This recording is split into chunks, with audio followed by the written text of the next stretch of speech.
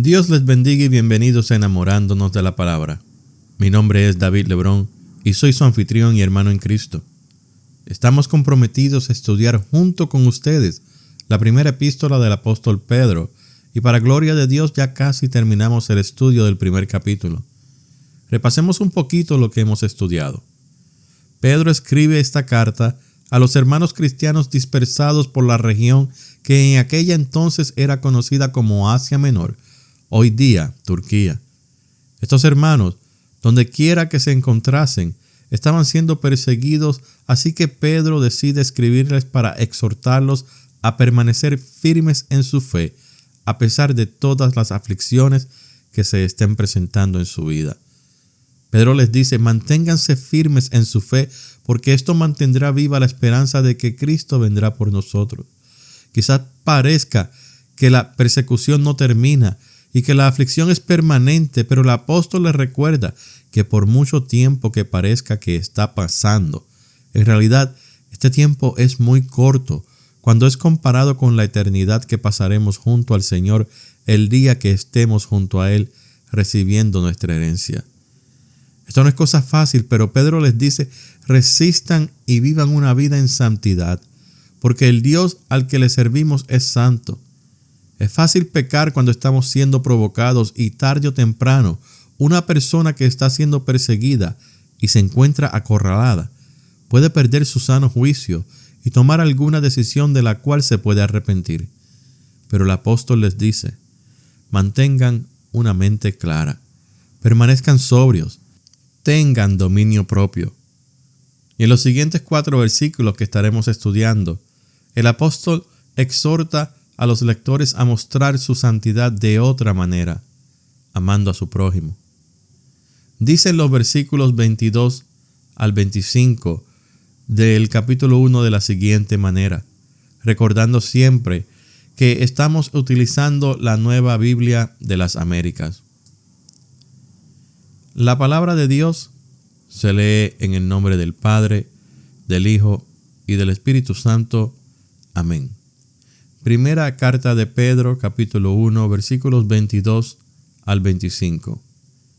Exhortación al amor fraternal. Puesto que en obediencia a la verdad ustedes han purificado sus almas para un amor sincero de hermanos, ámense unos a otros entrañablemente de corazón puro, pues han nacido de nuevo, no de una simiente corruptible, sino de una que es incorruptible, es decir, mediante la palabra de Dios que vive y permanece.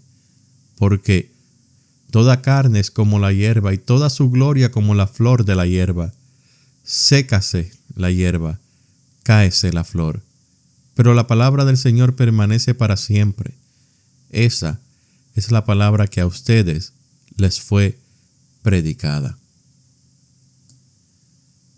Dios Todopoderoso, te pedimos que nos guíes, te pedimos que prepares nuestras mentes y corazones, y te pedimos que nos hables por medio de tu palabra. Esto, Señor, te lo pedimos en el nombre de tu Hijo amado Jesús. Amén. El versículo 22 nos debe recordar al nuevo mandamiento. Si van conmigo al Evangelio según San Juan, capítulo 13, versículos 31 al 35, vemos que Jesús le da un nuevo mandamiento a los discípulos. El texto en el Evangelio según San Juan dice así: Entonces, cuando salió Jesús dijo: Ahora es glorificado el Hijo del Hombre y Dios es glorificado en él. Si Dios es glorificado en él, Dios también lo glorificará en él mismo y lo glorificará enseguida. Hijitos, estaré con ustedes un poco más de tiempo. Me buscarán y, como dije a los judíos, ahora también les digo a ustedes: a donde yo voy, ustedes no pueden ir. Un mandamiento nuevo les doy, que se amen los unos a los otros. Que como yo los he amado, así también se amen los unos a los otros. En esto conocerán todos que son mis discípulos, si se tienen amor los unos a los otros. Ahora Pedro exhorta a los creyentes a amarse los unos a los otros, y lo hace comenzando con las siguientes palabras: puesto que en obediencia a la verdad ustedes han purificado sus almas por un amor sincero de hermanos, ámense unos a otros entrañablemente de corazón puro. Lo primero que debemos tomar en cuenta es el estado de los creyentes, puesto que han purificado sus almas en obediencia a la verdad. Pedro está diciendo que los lectores se han limpiado moralmente. Este lavado no se trata de un rito ceremonial que limpiaba la parte exterior de sus cuerpos. De ninguna manera Pedro o cualquiera de los apóstoles o creyentes de la época animaría a los nuevos creyentes en Cristo, especialmente a los gentiles, a practicar los ritos por los cuales los judíos regían su vida. Ese asunto de que si los gentiles debían seguir los ritos de la ley ya había sido discutido muchísimos años antes, y podemos leer acerca de eso en el libro de los Hechos de los Apóstoles, capítulo 15. El Nuevo Testamento en realidad carece de reglamentaciones ceremoniales, y quizás los creyentes gentiles no estaban al tanto de los ritos de los judíos, a lo que varios autores del Nuevo Testamento, como Santiago y Juan, escriben que debemos purificarnos a nosotros mismos. Santiago 4:8 dice: acérquense a Dios y Él se acercará a ustedes. Limpien sus manos, pecadores, y ustedes de doble ánimo, purifíquense sus corazones. Aquí Santiago está haciendo una referencia a las palabras del salmista en el Salmo 24:4, donde el salmista, respondiendo a la pregunta ¿quién subirá al monte del Señor?, dice: el de manos limpias y corazón puro. Para poder acercarnos a Dios, debemos vivir en santidad, purificados por la palabra de Dios, que es verdad. Y hablando de verdad, el versículo nos dice que en obediencia a la verdad es que sus almas han sido purificadas. La obediencia es un producto de nuestra santificación. La obediencia es una manifestación del amor, y no se puede amar si no se obedece. Jesús dijo: los que me aman guardan mis mandamientos, haciendo así una conexión entre el amor y la obediencia. Así que lo que Pedro está diciendo es que los creyentes deben ser obedientes a la palabra. Cuando un creyente vive en obediencia es puro y Jesús es revelado. Por medio de la fe, los creyentes han aceptado las enseñanzas del Evangelio, y por esta razón los gentiles han purificado sus corazones. De esta manera vemos que Dios no hace ninguna diferencia entre gentil y judío. El resultado de esta obediencia es el amor sincero por sus hermanos. Al obedecer la palabra de Dios, expresamos nuestro amor no solamente a Dios, sino también a nuestro hermano y prójimo. En cuanto al mandamiento que Jesús mencionó en Mateo 22, 37 al 39, la palabra prójimo y hermano tienen el mismo peso o vigencia. Pero en las epístolas, como esta que estamos estudiando, la palabra hermano tiene un significado espiritual que se refiere a aquellos que son hermanos en Cristo. Cuando Jesús le dijo al escriba en Mateo 22:39, y este mandamiento es segundo e igual de importante que el primero: amarás a tu prójimo como a ti mismo. Jesús estaba haciendo un énfasis en la importancia que hay en practicar el amor. El escriba no le preguntó cuáles eran los 2 mandamientos importantes de la ley o principales de la ley. El escriba preguntó: ¿cuál es el gran mandamiento de la ley? Y Jesús decidió darle a entender la importancia de amar a Dios sobre todas las cosas y de poner en práctica ese amor al amarnos los unos a los otros. Dios es amor y Dios nos ama. Ya que Dios nos ama y somos la imagen de Dios, debemos amarnos tal y como Dios nos ama. Y la respuesta de Jesús le pareció bien y apropiada al escriba, quien se fue satisfecho. ¿Pero qué significa amar al prójimo? Pongámoslo de esta manera. Cuando amamos al prójimo, nos olvidamos de todo prejuicio que tengamos en contra de las personas. Muchas veces no nos acercamos a personas por la condición en que están. Por ejemplo, no nos acercamos a personas deambulantes porque no se han bañado por varios días y huelen mal. No practicamos la consideración hacia otros, sino que somos rápidos para juzgar y criticar.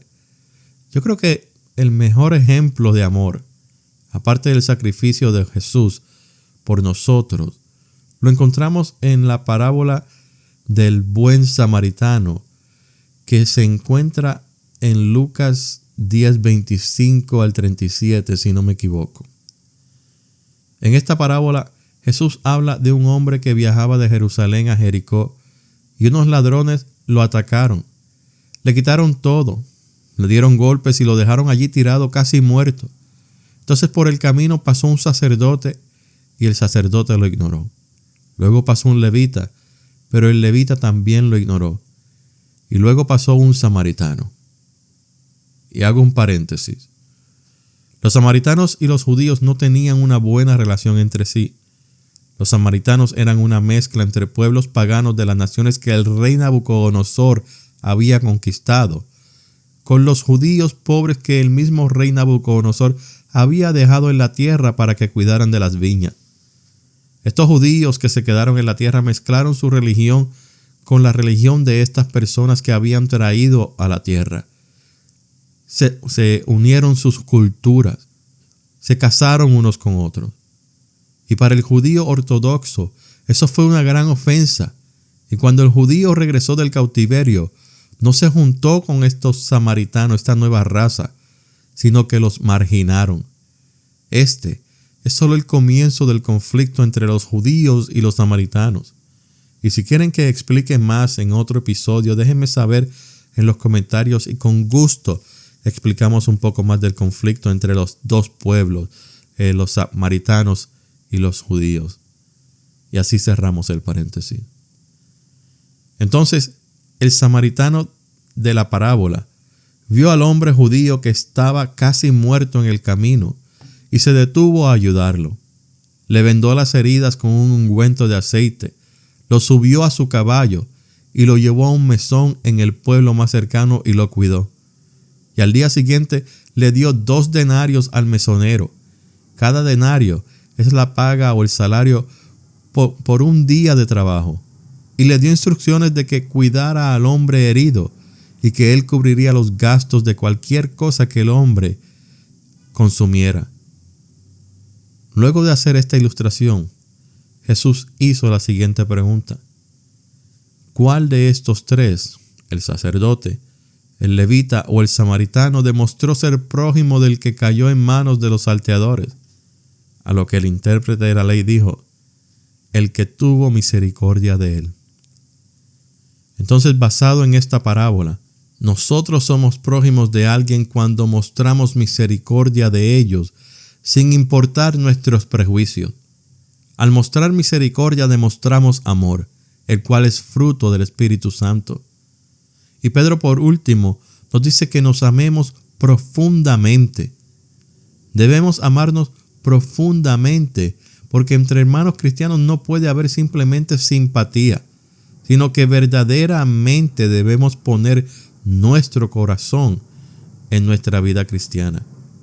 Si notamos, Pedro está repitiendo el mandamiento que Jesús dio la noche de su traición en Juan 13:34, y los hace añadiendo los adverbios profundamente y de corazón, para que sepamos la seriedad y el alcance del amor al prójimo, el amor a nuestros hermanos. Este amor borra los prejuicios y elimina la enemistad u odio que sintamos hacia alguna persona. Versículo 23. Pues han nacido de nuevo, no de una simiente corruptible, sino de una que es incorruptible, es decir, mediante la palabra de Dios que vive y permanece.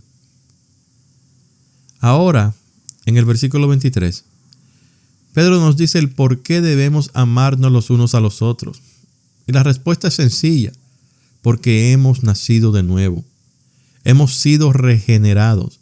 Somos nueva criatura. El Nuevo Testamento enseña que el nuevo nacimiento es un acto de Dios en el corazón del hombre. Los efectos de ese renacimiento se evidencian en su intelecto, en sus emociones y en su disposición moral. Dios le da una nueva vida al hombre y le demuestra inmediatamente esta nueva vida en su pensamiento, palabra y obra. Y para reconocer que hemos nacido de nuevo, debemos entonces identificar las siguientes 3 señales. Si he nacido de nuevo, me he purificado moralmente y con mi nuevo corazón me esfuerzo por obedecer la palabra de Dios. Si yo he nacido de nuevo, dedico mi vida nueva a obedecer a Dios amándole a Él y al prójimo.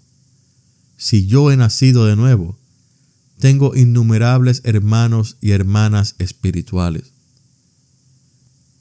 Cuando en el capítulo 3 del Evangelio según San Juan, Nicodemo, el maestro de la ley en Israel, visitó a Jesús una noche para conversar con él, Jesús le dijo que para entrar en el reino de Dios hay que nacer de nuevo. Y Nicodemo no entendió esta frase o concepto.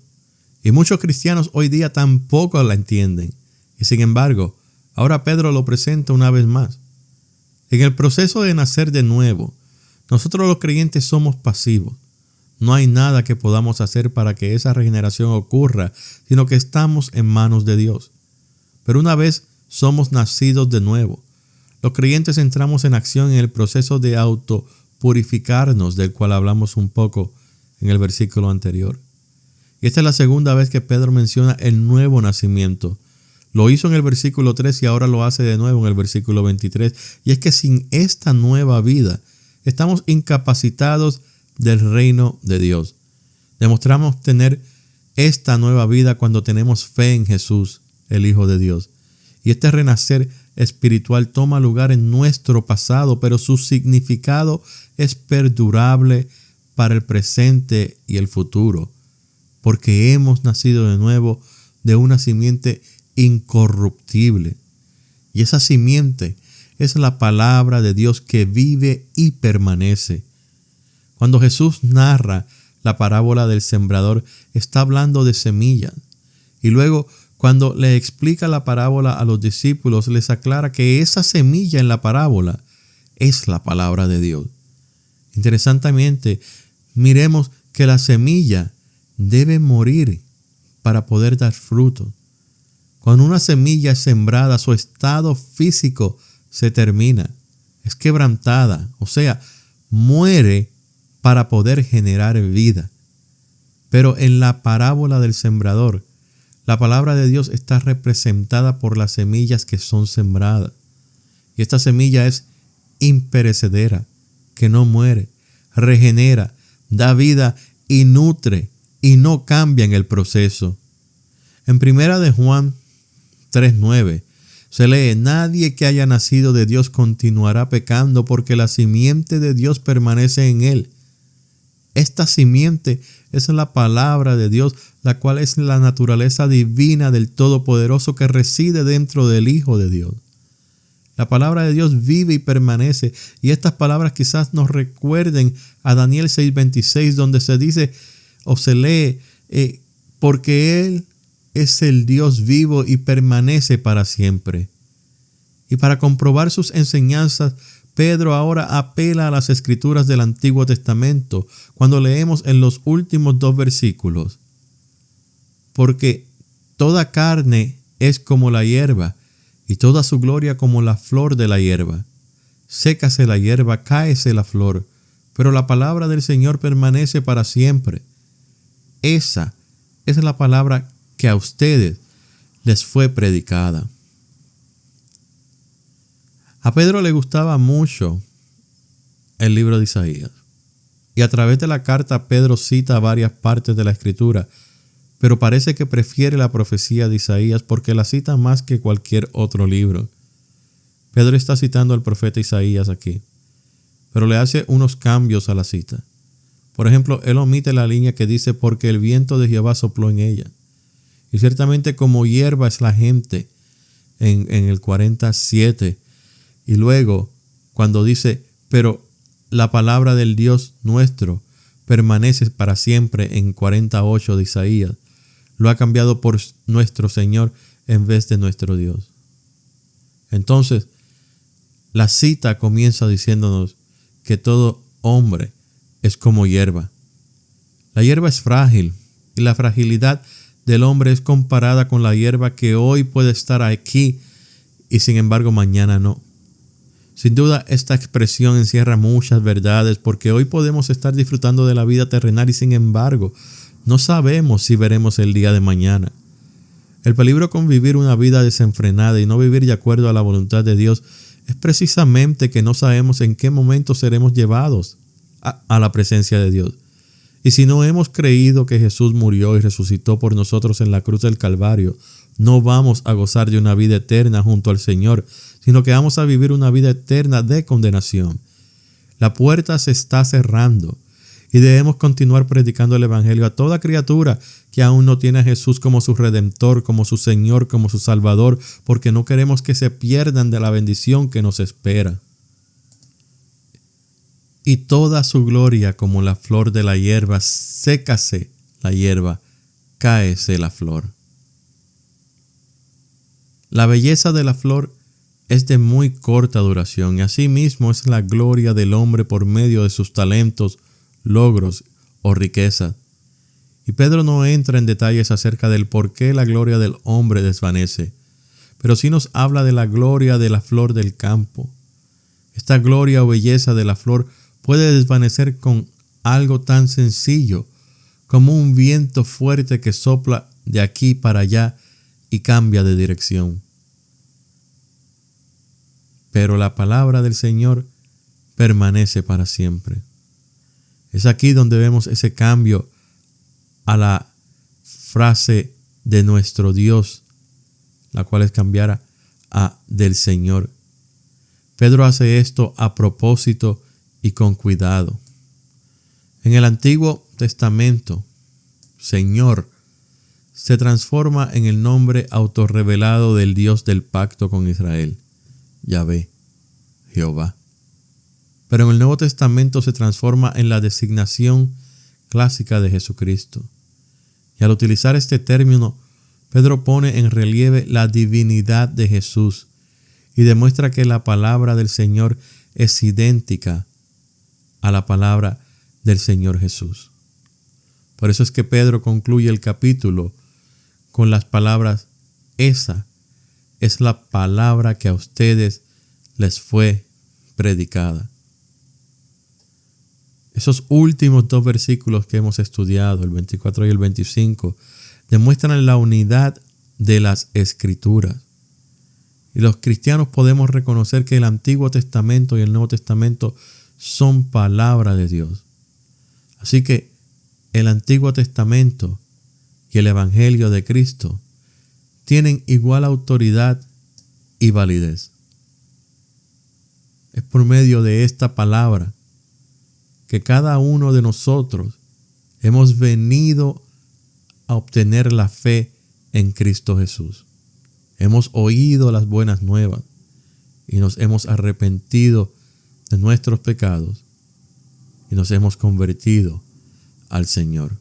Nos hemos bautizado en las aguas bautismales y hemos muerto con Cristo para así nacer de nuevo, una nueva criatura, la cual muestra un amor fraternal con nuestros hermanos. Dios Todopoderoso, a ti damos toda la gloria y toda la honra y te agradecemos, mi Señor, por estar siempre con nosotros en cada uno de estos estudios. Señor, continúa bendiciendo a cada uno de los oyentes, enamorándonos de la palabra. Sé con ellos, mi Señor, en cada una de las decisiones que ellos vayan tomando en su vida, mi Señor, en cada una de las aflicciones por las cuales ellos estén pasando. Recuérdales, mi Señor, que tú siempre estás con ellos, que siempre hay una salida, que siempre hay un refugio en ti. Esto, mi Señor, te lo presentamos y oramos a ti en el nombre de tu Hijo amado Jesús. Amén. Gracias por escuchar Enamorándonos de la Palabra. Que el Señor le bendiga.